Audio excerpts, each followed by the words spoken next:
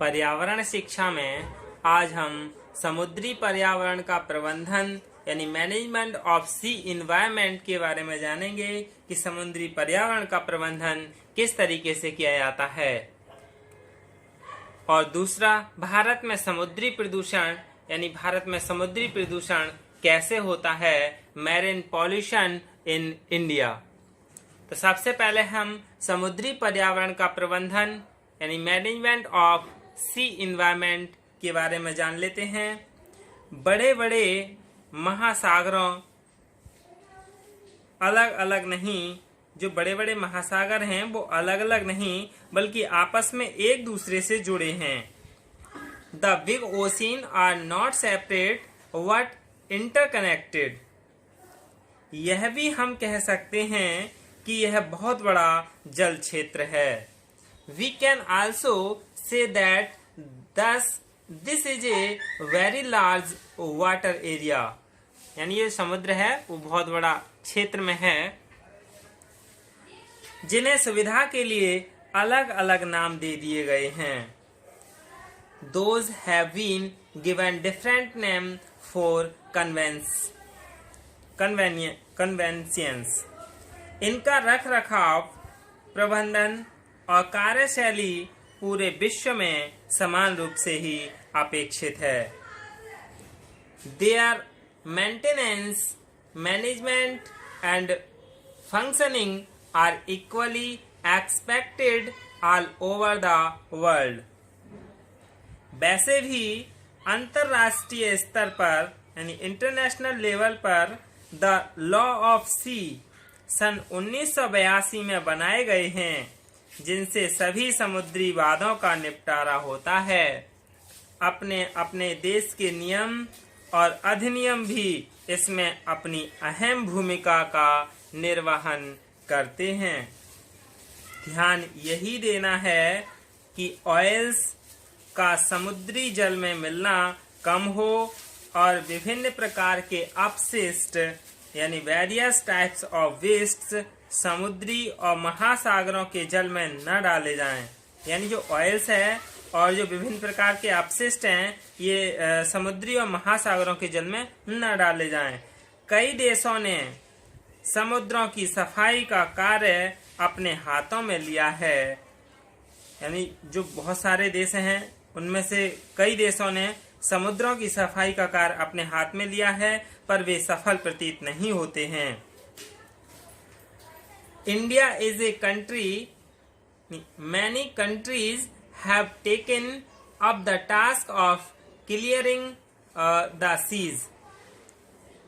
कारण यह है कि वे अधिकांश मानव परिश्रमी हैं और साथ ही वे बहुत खर्चीली भी हैं।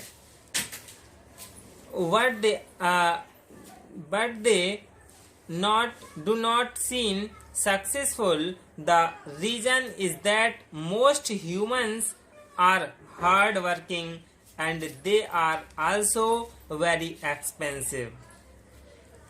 हम भारत में समुद्री प्रदूषण के बारे में जान लें कि भारत में समुद्री प्रदूषण कैसे होता है, marine pollution in India.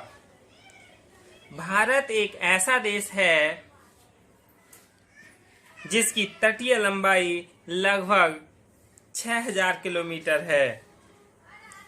India is a country whose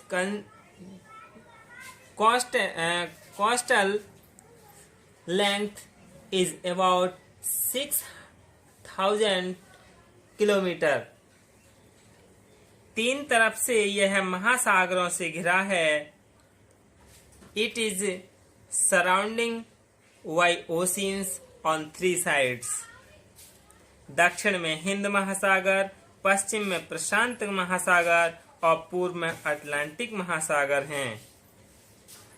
To the south is the Indian Ocean, to the west the Pacific Ocean and to the east is the Atlantic Ocean।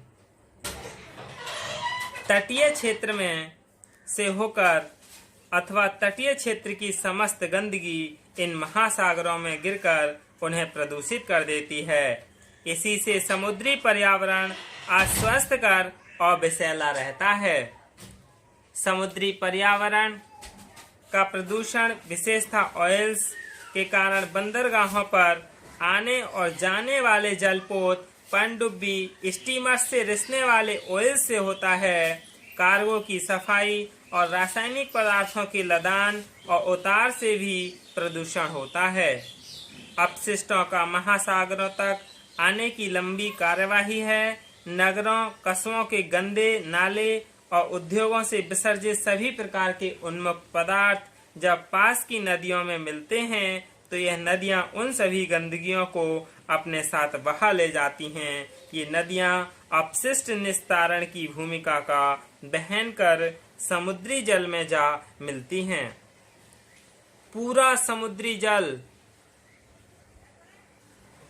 अपेय यानी बिना पीने योग्य, विषैला, गंदगी युक्त और हानिकारक हो जाता है।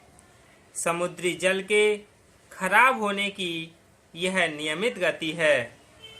समुद्री जल के प्रबंधन के लिए वहीं अंतर्राष्ट्रीय कानून लागू होते हैं जिनका जिक्र पहले किया गया है। यानी कौन कौन से? Rivers and harbours act of 1899, fish the wildlife coordination act 1934 और federal water pollution control act 1948 और federal water pollution control act 1972। इस अधिनियम की कुछ सीमाओं को प्रावधान किया गया है, जैसे national goal for the elimination of all pollution from America's waters by 1985 और the addition of secondary treatment to the all municipal sewage treatment plants by 1977, effort to encourage the new more advanced treatment and disposal method by 1983, Water Pollution Center Act of 1948, the Clean Water Restoration Act 1966। समुद्री जल के यानी अपने देश के वायु, जल और भूमि कानून तो हैं जिनसे सारी कार्यप्रणाली प्रतिपादित होती है।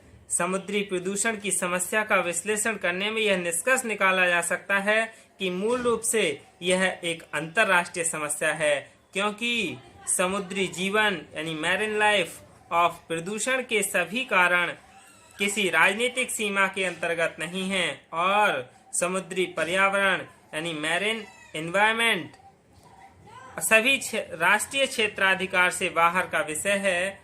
अतः ये समस्या पूरी तरह से अंतर्राष्ट्रीय नीति से बंधनी चाहिए। सभी कार्य प्रणाली 1982 के लॉ ऑफ सी से नियंत्रित हों तथा तटीय क्षेत्र में अपने अपने राष्ट्र के प्रचलित कानून और अधिनियम एवं नियम से कार्य करें। यही क्या है राष्ट्रीय पर्यावरण का प्रबंधन और भारत में समुद्री प्रदूषण है। धन्यवाद।